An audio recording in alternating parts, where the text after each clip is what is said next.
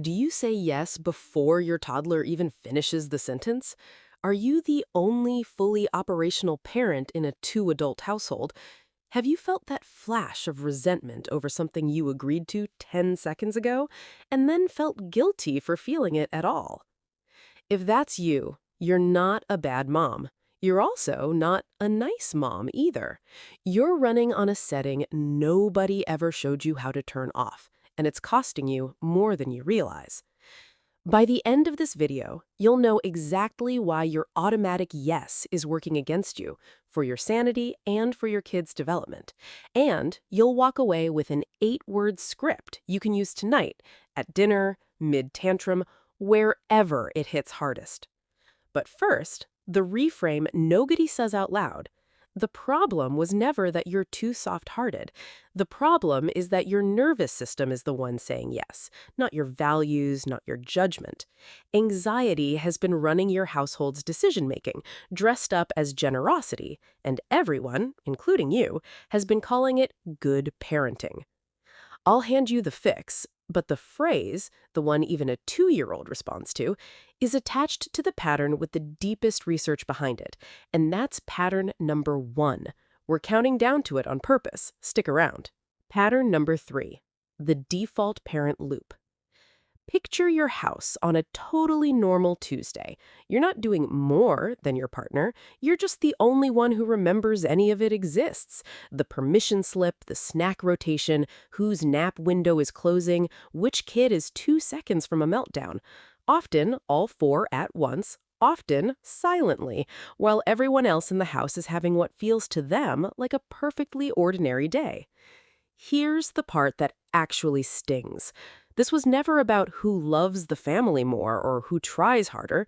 It's about who the household quietly voted, without ever holding a vote, to be its control center. Even in homes where the other parent genuinely helps, they're usually helping with the doing, not remembering, not the planning, not noticing something's about to go wrong before it does. That gap doesn't shrink as the kids get older. It just gets quieter and a little heavier every year. So why does it happen? Being endlessly available trains everyone else to stop building their own memory for it. Every time you catch something before anyone has to ask, you save 5 minutes today and teach the rest of the house they never needed to track it in the first place. Most of us mistake this for just being organized. It's not. It's a role the household handed you by default, not one you ever chose. Here's a way to actually test it instead of guessing. Once a week, ask yourself honestly, could this house run for 48 hours without me in it? If the answer's no, that's not love talking, that's the pattern. And if you're holding a newborn right now thinking, great, one more thing, this isn't about handing off feeds. Start with one single thing to track, like the pediatrician's calendar. Solo parenting, same move. Pick one task. Build a system for it that lives outside your head instead of only inside it. That's pattern 3. It's exhausting, but it's not the one doing the most damage. The one that shapes how your kid handles disappointment for the rest of their life is 2 patterns away. Pattern number 2, the yes reflex loop. Your kid asks for something, the toy at checkout, 5 more minutes of screen time, 1 more episode. You say no, they escalate, and by the 4th or 5th ask, tired, outnumbered, just wanting the noise to stop, you cave. Every time. To your kid, that doesn't register as love winning, it registers as persistence winning. Here's the part that actually stopped me mid-scroll the first time I understood it. A reward you get only sometimes, unpredictably, is more addictive than one you get every time. It's the exact wiring that makes slot machines so hard to walk away from. So when you hold a boundary 9 times out of 10 and cave on the 10th, your kid's brain doesn't file that as 90% consistent. It files it as escalation eventually works, which makes the next round louder. Sit with that for a second. It reframes something a lot of us wrote off as just a phase. And it's not the boundary itself that rattles kids, it's not knowing which version of you is going to show up. Households where the rules shift with your mood or your energy that day end up with kids who push harder, not less, because pushing is the only strategy that's ever actually worked for them. Why would they stop using it? So the fix isn't stricter. It's not strict versus soft. It's predictable versus random. And kids can tell the difference even when we can't. Practically, pick 2 or 3 real non-negotiables and hold them the exact same way every single time, and stay flexible everywhere else.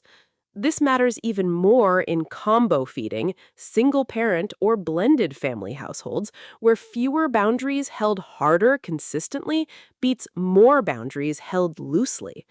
You'll see this daily in tiny moments: bedtime, screens, snacks, small stakes, same wiring, every time. Pattern 1. Family accommodation. This is the one that you'll spot everywhere in your house. It's called family accommodation, changing your own behavior to spare your kid a hard feeling.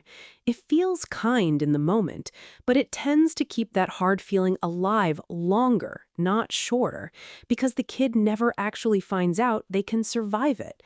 Applying it to everyday yes parenting is an educated extension, not a one-to-one match, but the mechanism holds up. Here's the reset. 3 moves, and you can use all 3 tonight. Move 1. Pause and name the reflex. Before you answer, silently ask yourself, am I saying yes because I want to, or because saying no feels unbearable right now? That half-second pause is basically the whole intervention. Everything else is follow-through. Move 2. Validate, then hold. Say the feeling and the limit in the same breath. I know you really want that, and the answer is still no.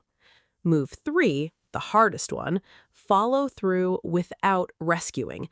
Let the disappointment happen, the tears over the wrong color cup, the slammed door, whatever it looks like in your house. Don't swoop in to fix it, soften it, or talk them out of it. Their upset is going to feel like your failure in real time. It isn't. It's the lesson landing exactly the way it's supposed to. Why does this actually work? One line. Tolerable discomfort teaches a kid their feelings are survivable. Rescuing them every time teaches them their feelings are emergencies that need someone else to fix.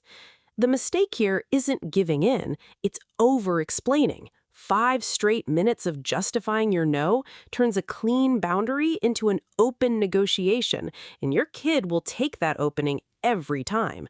With a baby or a very young toddler, skip the words entirely and just repeat the calm action. The language part of their brain isn't online yet. With older kids, the 3-move version works almost word for word. Pick just one recurring flashpoint this week. 1 meal, 1 bedtime fight, not everything at once. Here's the phrase I promised you at the very start, the one even a 2-year-old responds to. I hear you. The answer is still no. That's the whole script. Said calmly, with no paragraph of justification tacked on after it, it does 2 things at once. It proves you actually heard them, so they stop escalating just to feel heard, and it closes the door on negotiation completely, so there's nothing left to push against. 3 moves. 1. Pick a single recurring flashpoint. Bedtime, snacks, screen time, whatever hits your house daily without fail. 2. Use the pause every single time it comes up, even on the times you still end up saying yes. 3. When you do say no, use the 8 words, then let the feelings happen without swooping in to rescue. You're going to feel like the bad guy for about a week, maybe longer. That feeling isn't proof it's not working, it's proof it's new. If this reframed even one thing you've been running on autopilot, send it to the mom in your group chat who says yes to everything and is quietly exhausted by it. She needs the 8 words too. Tell me in the comments which pattern hit hardest, the default parent loop, the yes reflex, or the rescue trap. Next time, happy wife, happy life, and what actually happens inside a marriage when one parent becomes the family's shock absorber. It's an even harder watch than this one. But before you go, you can hold a boundary and still be the warm, safe parent your kid needs. Those two things were never in conflict. They never were.